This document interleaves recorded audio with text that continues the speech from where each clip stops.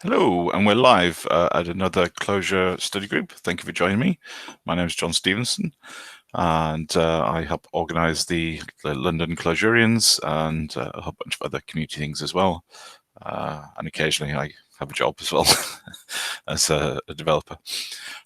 So today we're going to continue exploring 4Clojure. If you haven't come across 4Clojure.com yet, it's a great way to explore the core functions, the core part of Clojure, and get familiar with those and get comfortable with using those. So you can use higher and higher abstractions in your Clojure code. You don't have to just use loop and recur. You can use learn to use. I think there's close to about 600 functions inside the core of the Clojure language, and all of them very centric around manipulating data as well. So it's understanding and going through the 4Clojure things, not all in one go, but it's a good way to explore those and understand what kind of things you can do in Clojure very easily.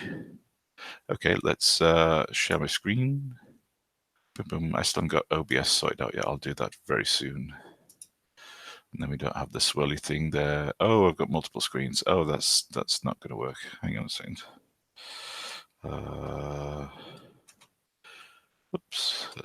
Display. Yep.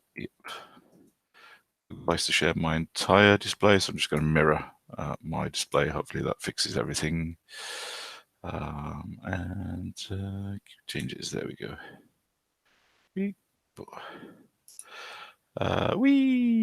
And now we don't have, we just have the main screen, so we don't have like a massive display. Okay, so I'll get rid of that out of the way, hide that out of the way. 4Clojure, there we go. So we've done up to number 33 in previous videos, and it's and this is going to be number 34, and we're going to walk through those things here. So I guess some of the most interesting 4Clojure ones are where there is a special restriction. So here we can see we've got special restriction on range. So if we actually just take this this test, and if we inserted range in here, it would give us the answer. I mean, that's the input. So what we're giving range an input of 1 and 4 would actually return a list of 1, 2, and 3. So range is letting us define a starting number, which is what the 1 is, and then how many elements we want it to generate. In this case, the elements are integer numbers, and it's not how many elements, sorry, it's up to which number you want to generate, and that's exclusive, so it's exclusive of 4, so it's doing all the numbers up to 4, but not including 4 itself. And the same with here, and we can start from a minus number as well, and that's easy. There's also a step function as well, but none of the tests are including that. What do I mean by step? Let's switch over to code. So if we have, this is our functions here. So if we just take this, and am I running a REPL? I don't think I am running a REPL. There we go. Let's just start my REPL. Boop, boop. There we go. So if I paste this, this is the first test. If I just put range, oops, if I could type this morning, range in there, and then that would evaluate correctly. So range, you can have, we just do range, that's quite bad by itself because it'll just infinitely generate integer numbers. But you can also do something like take 10 on range. My smart printer is not working this morning. Oh, yes. Does my REPL ring? My REPL's running. Okay, great. So if I evaluate this whole function, You can see it's true. So if just using range would actually just solve our problems, except 4Clojure will say it's an error because we've used a function it says you're not allowed to use. We can use range without any arguments. It'll just generate an infinite sequence of integers. Obviously, we can't fit in an infinite sequence of integers in my computer, so we have to put a constraint around range. Just take the 10. Here we're just taking the first 10 elements of that, so it'll give us 0 to 9 range. So we can see the range by default starts at 0, and we can also so we can call range, and everything's not working very well here. Oh, there we go. So we can call range. Down the bottom you can see it takes oops. So it's got, you can have no arguments, you can have just the end value, and then it'll go from 0 to whatever the end value is. You know, start and end, and step. So if we just did 10, it would give us, that would be the same as above. And if we have, we can start the range. So we could do 1 to, if we did 1 to 11, that would give us 1 to 10. There we go. There we go. And we can also put in a step in there. So if we did range, let's see, we wanted all the 10s. We want to start at 10 and we go 10,000. Boom, boom, boom. But then rather than doing 10,000 things, if we just did a step of 10, so it would only do every 10 values. So it would do 10, 20, 30, 40, 50, so on and so on. So let's just evaluate that to show that in action. There we go. So we got 10, 20, 30, 40, 50, and so on and so on. Whee! I think that probably, oh yeah, it all fits on there. So that's a lot of values. There we go. I'm just going to delete that comment there because it's quite big. Oops. So that's basically how range works, but unfortunately we can't use it to solve our 4Clojure problem. So we need to figure out how range works under the covers. One way we can do that is if we go to Google Chrome, go to the browser, and if I just do Clojure range, so I could actually think about how to solve this, or I could just go and look to see how somebody's actually written it. So this is the documentation. There's some more examples of using range. And anything interesting? No, I think we've pretty much covered that. Oh, you can use, okay, interesting. You can see here there's a link to the source as well, so we can actually go and look in at the source code to see how it works. If we so wanted to, that will take a second to load up. My internet seems to be a little bit slow for some reason this morning.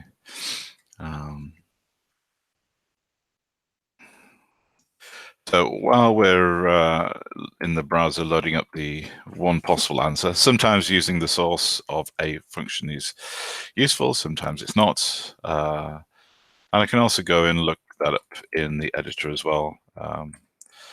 So there's and go look at the documentation, and I can go look at the Cider docs for range. And that also includes a link to, I think there's a link in there into the code as well. So that's how, yeah, there you go, range. We won't look at that just yet. Let's see if we can figure out how how it works. And then we can go and look at how they've implemented it later on. So it's generating a sequence. If we want it to be very specific and very manual, we can use loop and recur. You can pretty much do anything with loop and recur. Oh,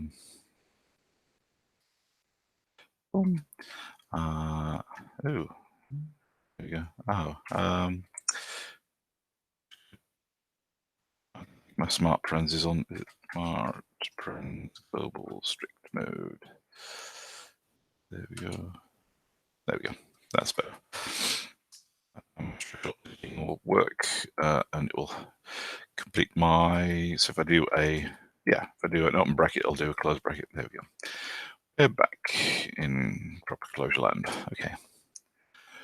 Let's see. So loop recur. Okay. So we want. We're going to take a. So if we look at the tests, so we're getting a start point and an end point from all of the tests. So that's useful. And so we want to start. So if we do the first one, so start is 1, and end is 4, and then we want our sequence, and XS is a common kind of little alias for representing a sequence, or we can call that range. I'll just call it. Let's call it numbers. There we go. Numbers. Naming is hard. And then numbers is going to be some kind of empty collection, because we don't have any numbers until we generate them. And so loop recur is going to generate them, and each time it generates a new number, it's going to put it into numbers. So let's just put that as a vector for now. And I'm mainly using vector because it's the most common Clojure data structure, and I don't need to. If I used a list, I'd have to put a little quote in as well, and I don't really want to do any extra typing. I always think that vector is usually the default data structure for any kind of data, unless it needs other things. So if I'm doing key pair values, then obviously I can go to a map. But if I don't have need for that, then I can just put it into a vector.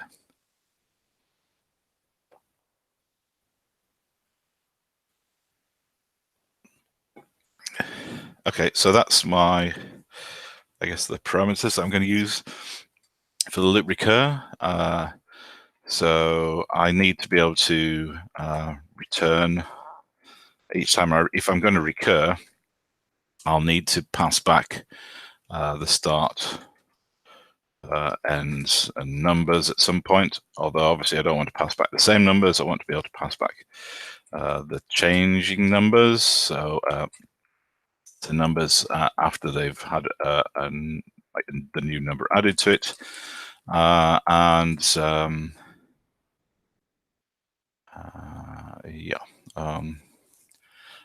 I'm probably not going to change because I'm not going to test on that, but end, I can use the end number and I can decrement the end number, or I can increment the start number, and when they're equal, then I can stop as well. So I need some kind of test to stop in between here, so I can do the if statements, and yeah, something like what would it be? Let's just do that as a thing now. If, and then what's our test going to be? If start equals end, because we can't compare a sequence because we don't know. I mean, we could count on the numbers, but I think to see if we're at the end yet. So if we do is equal start end. So start number equal to the end number, and then we'll just increment start at some point. Yeah, so when we do the recur, we can increment. So increment start. Then each time we're going to add 1 to the start value. So first time we go around, it's 1, and then we're going to, so 1 is going to be not equal to 4. And so then we're going to recur, we're going to increment start. End's not going to change, but we still need to pass it in because it's an argument to the loop. And number what we need to add something to the number as well. So we'll need to put in the start, I guess. We'll need to put start in there. So if we so number, what do we need to do to number? We want to I just want to conjoin the existing data structure, which is number, with whatever the current value should be. So in the sequence, that's going to be, if we're starting at 1, then obviously we put 1, but we need to do this, so it's algorithmic. So like 1 is represented by start, and start is going to increase each time. So therefore, when we go around the loop, then start is going to go 1, 2, 3, 4, and add the numbers up. And then only when we're finished, then we can, so if start and end equals, then we can just return the numbers, the collection that we've built up. Oops, there we go. And otherwise, we're going to recur. So let's load that in there. There we go. So yeah, so we've set up our basic conditions, our basic arguments. Start is 1, end is 4. So this is just like hard coded for the first test. We can change that later on. And then if start is equal to the end value, then we can just return numbers. That's obviously not going to be the case for the first few times. And then we can recur. So we're going to loop back, we're going to jump back to the loop, but with new values. So start is going to be incremented. So that's going to be 2. That's end is going to stay the same. And then conj, this is going to have, this will be vector with 1 in it. Let me just fix that typo. This is my linter that's handily telling me that I've made a mistake. There we go. So if I run that, we should get the right result. I'm going to actually debug this first so you can see what's actually happening.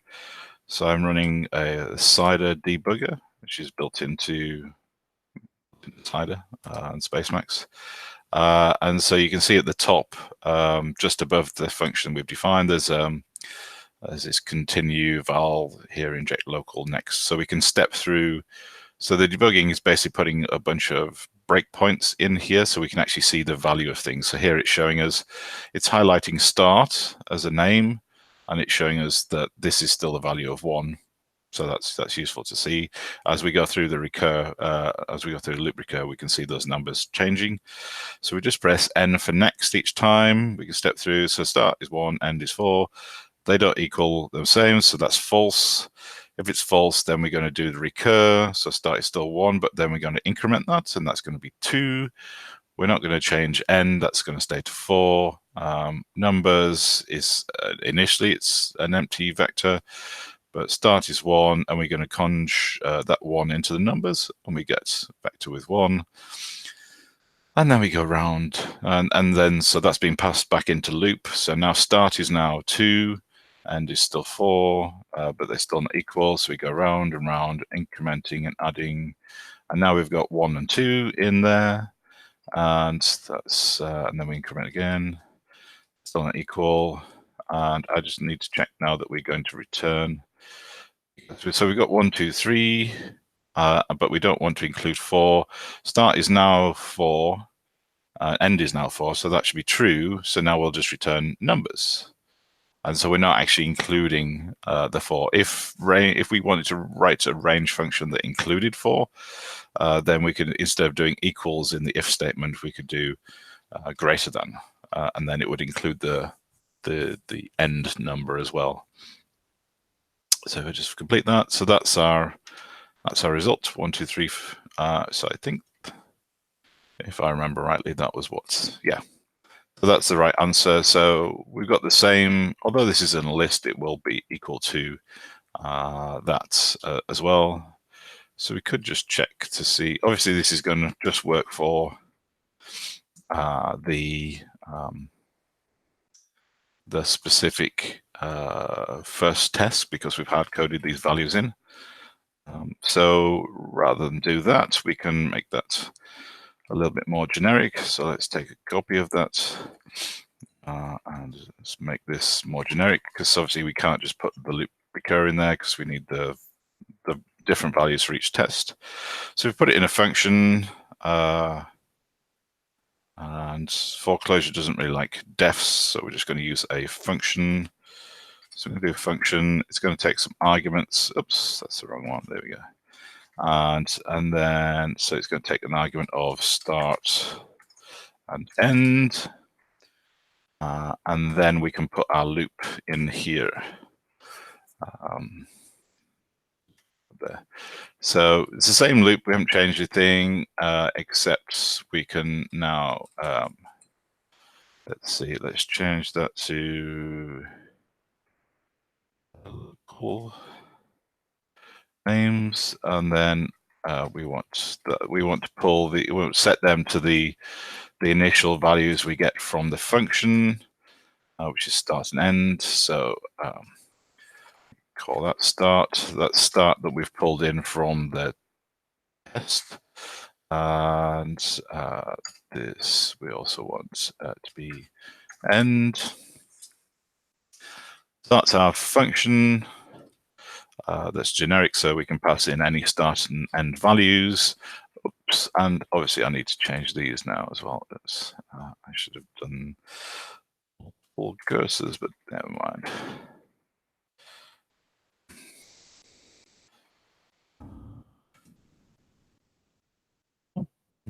So it doesn't use the values that we got from the function.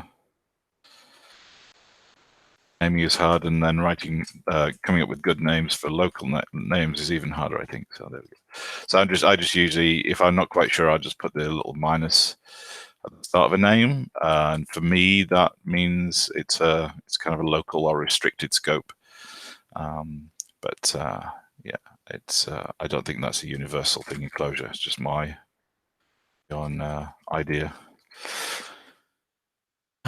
So we've got a function, and we need to be able to call that function with some arguments, and hopefully you are familiar with calling a function. So if we want to call a function, we need to create a list, and it's the first thing in the list is going to be the function call, and then we're going to give it arg and however many arguments we need. So we call this function. Our function's there, so I'm just going to paste that in. Oops, there. And then give it some arguments, which is, let's just do 1 and 4 for now. Oops. So this is the first. This is going to call our function with the arguments of 1 and 4, which is start and end. So let's just save that just to make sure. And if I evaluate this, yeah, we get 1, 2, 3. Cool. So that is something I could put into 4Clojure. So I can. So this is just a way for me to test it in my REPL. What I need to do put into 4Clojure is this this function here. So if we jump back, oh, let's not look at that. Don't look. There we go. So if I paste this in with a bit of luck, it should definitely pass the first one. Oh, it's going very slow. Oh yeah, there we go. And it passes all 3. Cool. It's got a rather large golf score. Obviously, golf scores are only just an indication of code, but obviously there's a lot of code here that's doing something that's fairly simple. So there's probably some optimizations we can do. We don't really need the full control that loop recur actually gives us. So there must be other ways that we can kind of solve this as well. We can, now we've solved it, we can actually go and look at the solutions. If you actually go to top users and you can select like a whole bunch of people to follow, and you can just basically tick all these. There isn't really a simple way to tick them all, but does anybody know that I'm not or maybe I think I've heard of him. But yeah, there's just a whole bunch of things. Or you can just follow me, which I think I'm JRocket. I wonder how you get to a person. If I just click on that name. There we go. Oh, it's got a number. I don't know what number I am. That's weird. Is it possible to... I'm logged in as JRocket. Who am I? Where's my number? Oh, there we go. No, I'm JRocket. Ah, there's my username. Okay, there we go. So if you wanted to follow me, I don't know. It doesn't tell me. Oh, use JRocket. Oh, okay, right. So you can just go to user JRocket and there should be a follow button. Obviously, I can't follow myself. I haven't done all of them, but I've done 80. Oh, that's more than I thought I had. Okay, that's good. So I'm over halfway there. Woohoo! Excellent. Cool. There we go. Oops, and these are the ends. So this is the solutions that other people have done. Let's see if yeah, they're pretty much the same. The condition, so they're using a cond instead of an if statement, oh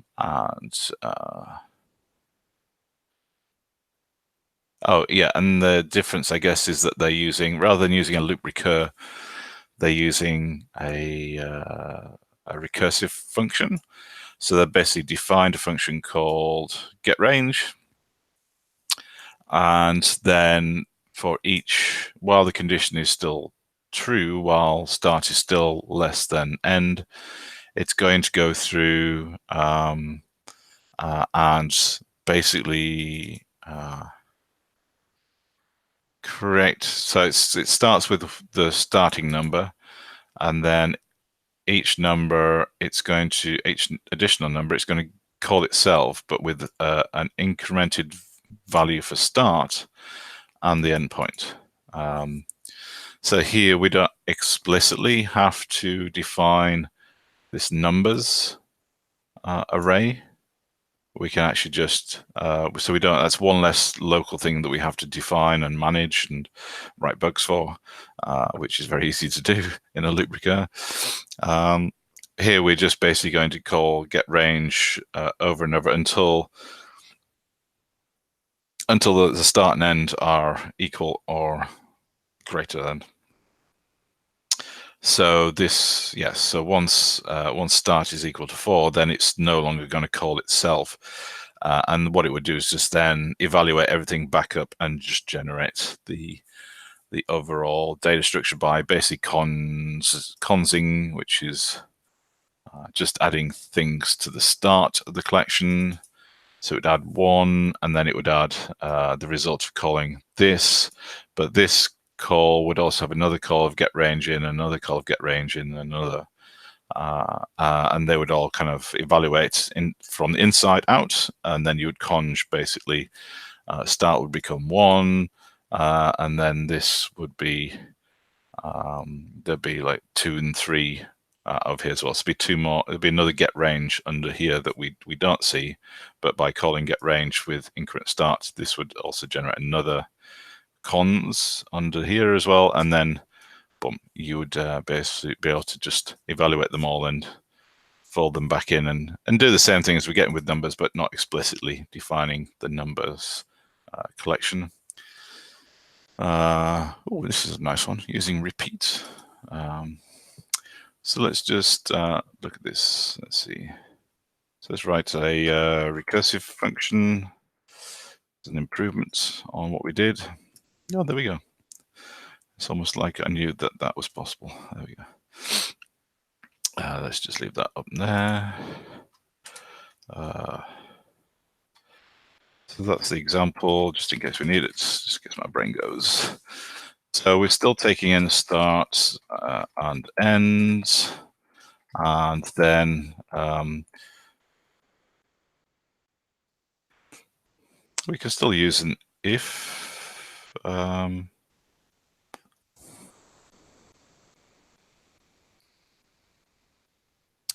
okay. Yeah, we still use if. I think cond is very useful if you've got multiple things. I'm not sure if there's any value in using cond, like conditional here. I think the if statement it's just simpler, and obviously we've only got two branches. It's either start and end is equal or it's not. So it's kind of like if to me makes it just feels a bit more logical choice here. So we've got if so this is the same as what we had before, start and end. Then because we don't need to come up with local names so much here as well, because we're going to pass it in start and end back to the defen each time, the function each time. Actually, for consistency, I'll just do a function rather than a fn. The main difference between defen and function. So if we do a defen, we're giving something a name. We can use so like and then we're giving arguments and so on. And with and then we can call this from inside other functions. So if we've got another function which does calls name. Oops. However, if we've got just a function, we can give it a name, but then we have to call that inside. We have to put that inside the function that we're actually going to use it in. It has to be inside the function call. That's not what I wanted to do. There we go. So defen is for functions that you define that many other functions within your namespace are going to use, and just defining an fn is just for functions you're only really going to use once, so very particular to the scope of something you're actually doing. And you usually try and keep the fn quite small as well. And if you've got quite a big function, then you might want to break that out into proper named functions as well. So there's an aside. So let's see, where do we get to? Okay. So we've got range and start and end is the same. So if we start, we want to, they are the same. Oh yeah, so that's just returning the empty list. So if we did 1 and 1 straight away, if we call range with 1 and 1, then there's no need to generate numbers, because you would just return. Ooh, interesting. That might be an idea to do cond, because you would probably just do start actually. They're the same. If start was interesting. Okay, I'll come back to that. But basically, if you've got if you did like we did range with 1 and 1. Oh no, yeah, no, because that would not include the endpoint. That's weird. I don't know what range does when you do that. For range function, see what happens if you do 1 and 1. I'm curious to see what it actually returns. Oh, it returns empty. Okay. So it ignores the start one, and because the end one is the same as the start one, it's just going to return the empty value. Okay, so we can just emulate that behavior there. So we're not going to return start, we'll just return a collection. There we go. And again, I'm using a vector just because I think it's slightly nicer to work with than a list. And it might be slightly more performant to do a list in this case, but we're not really considering performance here in solving these. And then we want to be able to put this together. So I'm going to use, because I'm using a vector, I'm going to use conj. It adds it to the back, so we've got the order, because we still need to generate the numbers in the right order. Yeah, otherwise they won't equal the test results. So I'm going to use, did I just do, oh no, let's do, so we call the function, we're going to use conjoin,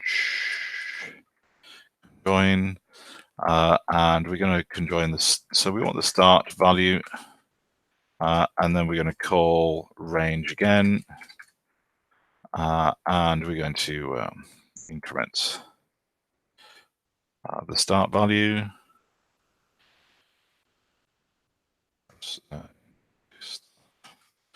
And we are just going to keep the end the same.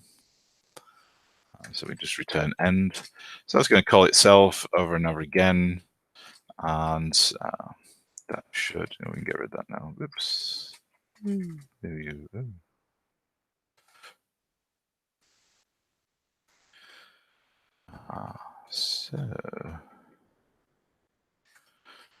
So if we call this with some numbers, or we actually just, let's just go and put it into 4Clojure, see if it's going any faster. Now, so rather than the long one, let's see what's our golf score like. There we go. It looks a bit smaller. Let's run that, see if it still works. Oh, I've done something wrong. What have I done wrong? Cast class exception. That's not a very helpful error message. There we go. What have I done wrong? Let's test it in the REPL, see what happens. Maybe it doesn't like the dash range. Maybe I have to come up with a different name. But we'll see. Let's just let's call this with some of the test data then, see what's happening.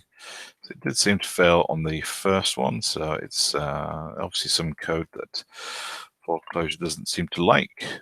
So if we put this into a list, I'm just slurp that in. Oops, I'm going to try and slurp that in. There we go. Slurp.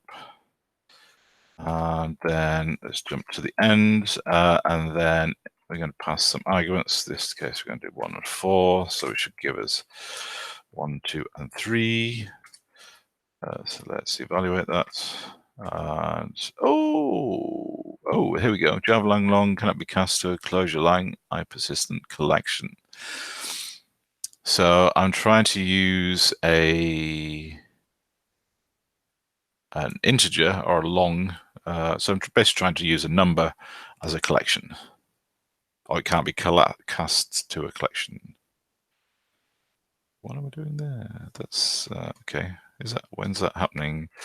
Let's debug this one. Okay, so that's one. I'm just doing the same thing as I did before, just starting the Cider Debugger. I'm just going to step through the breakpoints and see what's happening, see where it goes. So it's, yeah, so start and end are okay.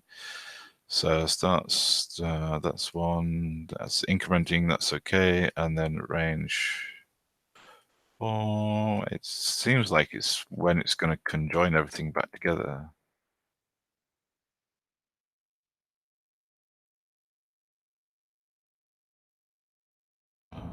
So that, and then it's, and it's just returning. Yes, maybe I got something wrong there. Yeah, because I don't want it to return. If when they're equal, I want it to return.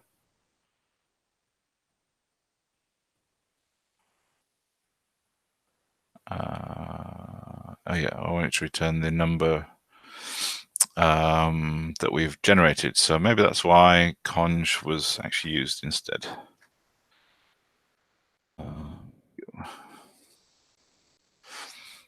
Cond, sorry.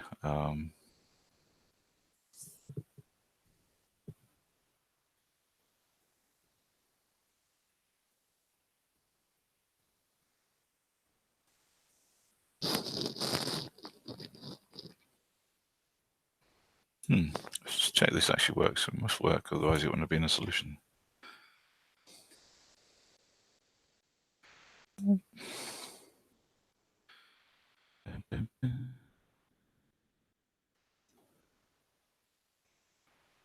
That definitely works.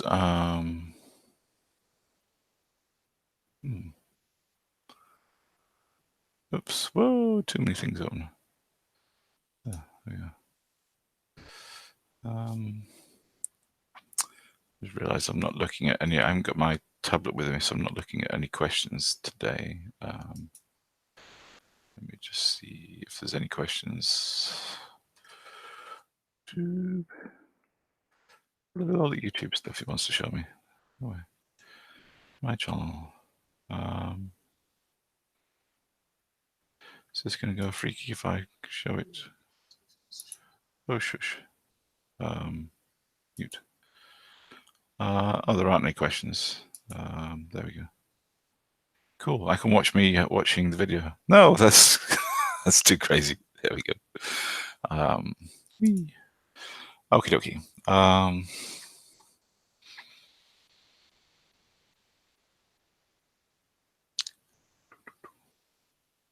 Let's try that in.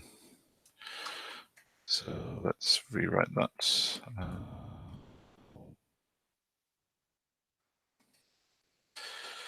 Actually, let's go and look at cons. Clojure cons. Oops, not a copy. Cond. There we go. So it takes a set of text expression pairs, evaluates each one, and at that time, if the test returns logical true, cond evaluates and returns.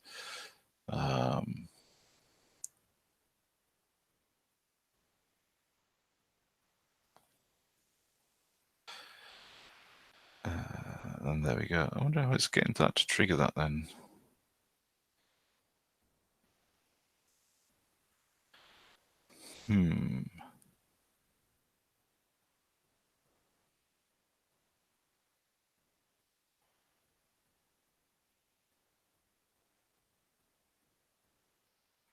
Unless the else is just returning by default. Maybe that's what they're doing.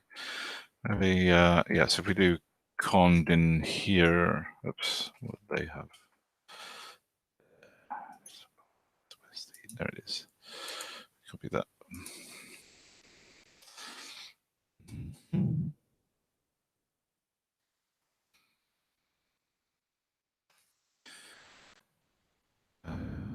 So if we do a cond instead of if, and then that's the condition. So if the condition is that, then just return the empty vector. We can do Shift J there. So that's one condition. See if that's true, and then otherwise, so else. It's going to do. Yeah, else it'll just conch. Oh, hang on. Oh no, I've just. Oopsie. Yeah, conj. I didn't mean to do that. Conj takes. If we look at conj, it takes a collection and values. So that's what the. It was a bit slow on the uptake on that one. There we go. Yeah, so if we need to conj into a collection first. Then that should work. So does that work now? Fingers crossed. I still think it might return the. Yeah, it should probably still return the empty list, but hopefully it actually works now. So if we evaluate this. Oh, yeah, oh. Oh, okay. Yeah, it's not flattening. I need to flatten those, which suggests there's probably a better trick to doing that as well.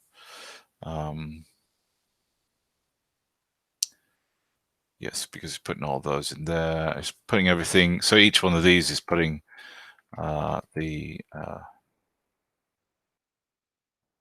thing into a. Every time I'm calling range minus range each time, it's basically creating a new vector, and I would need to I need to do something like flatten, which is kind of horrible, but that should work, I think.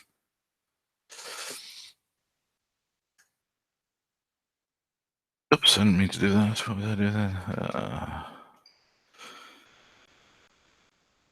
So rather than that, should have fingers crossed. Yay! So that would work. Although there's got to be better ways of doing it than that. So let's just check. See if that works okay in 4Clojure. There. Replace that with mine. So that was 84. Let's not obsess with our goals. 80. Whoa, so it's smaller. There we go, and it works. Woohoo! So that's how I'm doing an iterative function. So basically, a function, we're defining a function here, and it's calling itself with updated values. So you basically have, so this is replaced by, so this is replaced by range, which would then have another call to range in as well, and then they would just basically evaluate out and put themselves into a function. So you can kind of see what's happening here. So it's it's putting, I think when cons tries to join an empty sequence, it's getting rid of it for us. That's maybe why. So the last time that range calls itself, start and end are equal, so it's going to return this empty vector, and then the time before then start is 3, so it's less than the end, so it creates 3, and then the time before that it's 2, and then the first time round we're doing 1. So you can kind of see the nested structure of all these calls and the results we've got. But then obviously the results, I go away last pass. The results are what happened there? Sorry.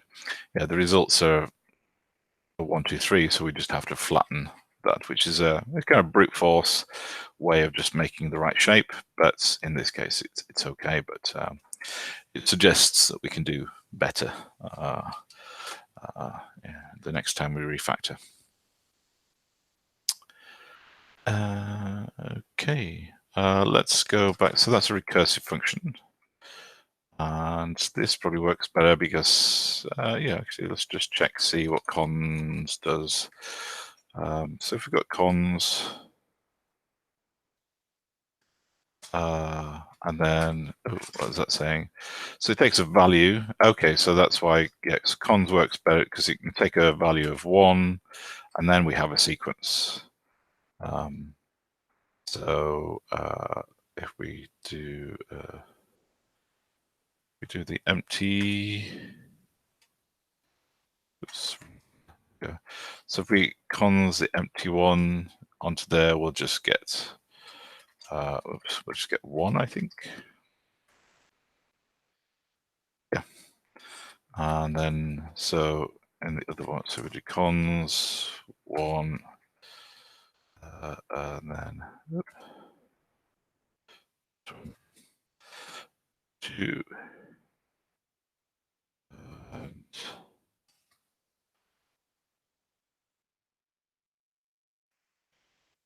that should give us 1 and 2. And if we cons the list, that's, so we wrap that with another cons. How do we do this? Oh, actually, yeah. So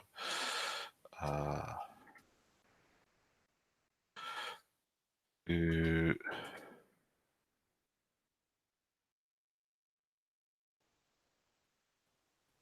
we do multiple ones? Does it just take? Does it do that? Let's see. 3.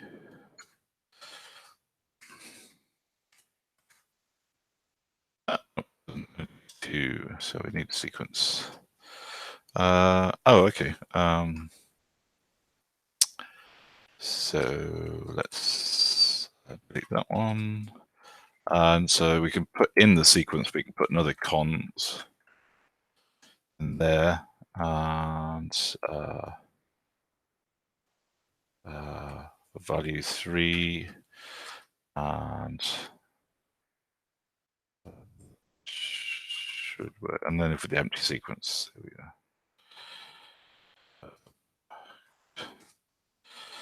Should all collapse, I think. Oh, it did not. That's interesting. Oh, interesting. What if we get rid of the? Let's just raise that one up a bit. There we go.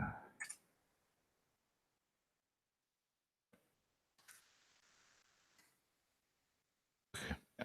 Yeah. So if you're okay, right? Yeah. Cool. So we could do that. We could just use a list, and it seems to be more easy, more flexible to flatten things down there. A bit more experimentation with that. See if there's any other interesting examples before we wrap up. So let's look at the thing we've got here. So here we're doing map indexed. I haven't used map index very much. I'll need to look at that a little bit more. But here we're going to repeat. We're taking the value of B and A, A from B. So we're taking the start value from the end value each time. And we're so this is how many times to repeat. No, I'll have to look up repeat actually. Let's copy this and see what it's doing. It looks quite interesting.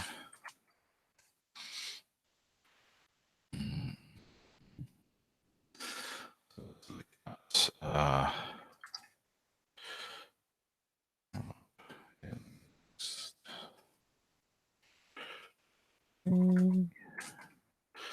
so let's see what does repeat do? What does repeat? And I've used repeatedly to generate multiple numbers.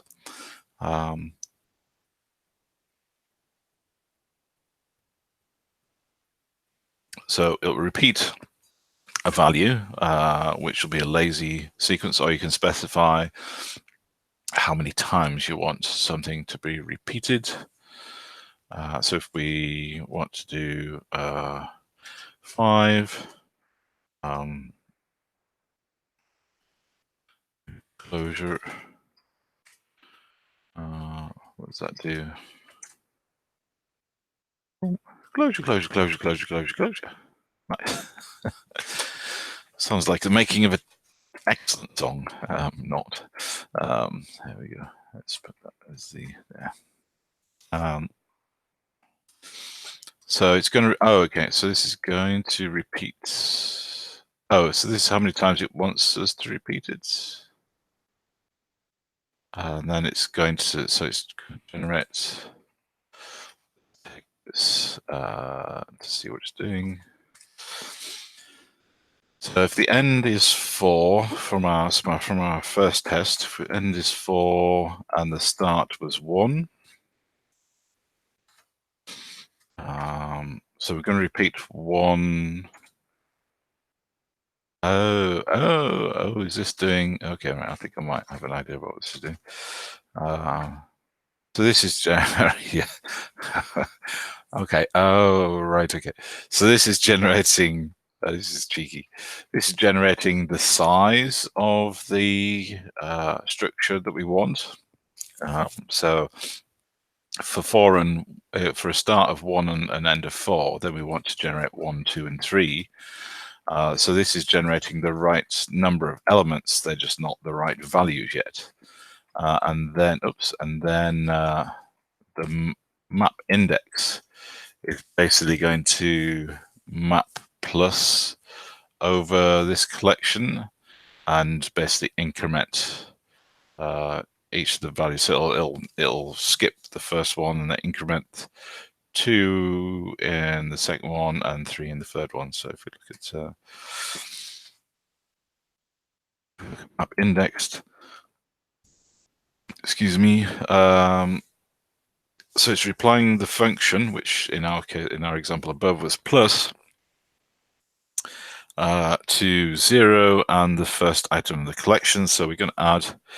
So we're going to add 0 and 1. So we're going to add 0 to the first value in our result repeat, and then we're going to add 1 to it. So it's incrementing the value that we're going to add to our elements of our collection that we've generated.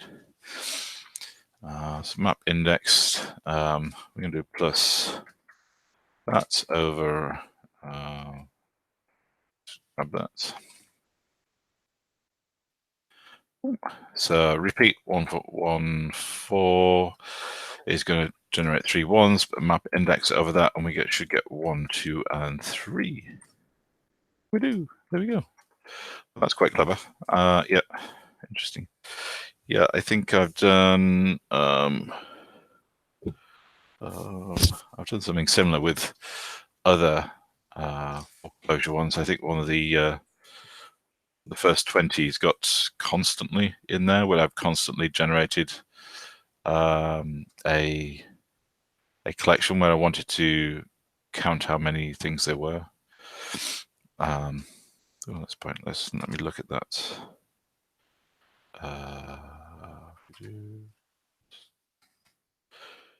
Yeah, it's the number 22. Oh, yeah, so it's 4Clojure 22. I've used constantly in that kind of thing to. So here we're trying to get the total number of elements without using count, and I used constantly. Basically map constantly over each of the elements, and we get a structure of the same number of elements, but each element is now 1. So instead of the elements being 4, 5, 6, and 7, they're all 1, 2, they're all 1s. And so then you can just add each value up, and you get the result. So we know there's 4 elements in this collection because we can just add 4 1s together and we get 4. So I guess it's the same kind of approach with this one. We've just generated a data structure that has the right number of elements in, and then we've just added or just incremented them. I mean, you could apply inc over, if you just mapped inc over these, then it would just mean they would increase each value. So we'd have we go from 1, 1, 1 to 2, 2, 2, which isn't what we want. So map index is a way to incrementally increment values throughout the collection, which is quite cool. Okay, I'll have to remember that one. That's a good one. And were there any other interesting ones? Yeah, this is using iterate inc to do a similar kind of thing. It's using they've really gone for their golf score here by using the syntactic sugar for defining a function. And so this is basically just going to generate. This is quite clever. So this is going to generate a whole sequence of integer numbers starting at the start point. And it's going to, yes, because it's taking in %1 will represent the starting value. So if in our first test, that would be 1. And it's just going to iterate inc over those. So if we did iterate inc, I have to be a little bit careful. This inc, iterate inc 1, that would generate an infinite range of numbers starting at 1. Now, obviously, we can't fit an infinite range of numbers in our computer. So if we do take, and then the number that is I guess 1 less than the end, because we don't want to include the end number. I think that's what that was doing. Yes, so we're taking the end value, which is represented by %2, and this, so we're taking the start value, which is here is just represented by %. So we're taking so we've got the end number and we're taking away the start number. So that gives us the total of number of elements we need inside there. Okay. Yep. So that's the same as taking, so I guess -4, which is our end, and 1, which is our start value. And then if we just pull that into there, and then we can iterate infinitely, but then only take the numbers that we actually want. So take wrapping around this infinite sequence will stop it generating all of the sequences. It will only generate as many numbers as take once. So it's quite efficient in that way. So let's just double check that this actually works. And it does. There we go. So that's quite nice. I like that one actually. It's very. I think I prefer that one to the one above. This one feels more. I'm going to use the word idiomatic. More clojure is the other way of saying that. It just feels like, because we're generating a data structure that's the right data structure. But we're not confining it to how many we want initially. So we're just saying just generate me all the numbers from the starting point, and then we're constraining the results of that by what is the endpoint using the take function. So we say we'll only take all these potential values that we're going to generate and just return them up to this particular endpoint, which is like the end point minus the start point. So that's cool. I quite like that. Yeah, I think that's probably going to be my favorite, unless there's anything else. Just have one final look. Oops, I don't want to do that. One final look at the answers, see if there's any others. That looks like our first example is all about, you take while, there's not much difference there. Ooh, yes. These are all about the same. There's nothing else. Merge, repeat. Oh, reductions. Okay, that's interesting. So I guess this is trying to, this is kind of doing the same. It's good. It's not as easy enough to read, but it's a bit like, this is a more manual way of doing the map index. So if you hadn't come across map index, you might use reductions, especially if you're used to using reduce. It's doing the same thing, but you have to do a bit more work. You have to like merge things there as well. Okay, that's quite nice. I think that's it. I don't think there's anything any better on there, so I'm going to wrap it up, I think. Let's have a quick look, see what's next. I think the next ones are pretty small, so let's just have a quick look at those before we go.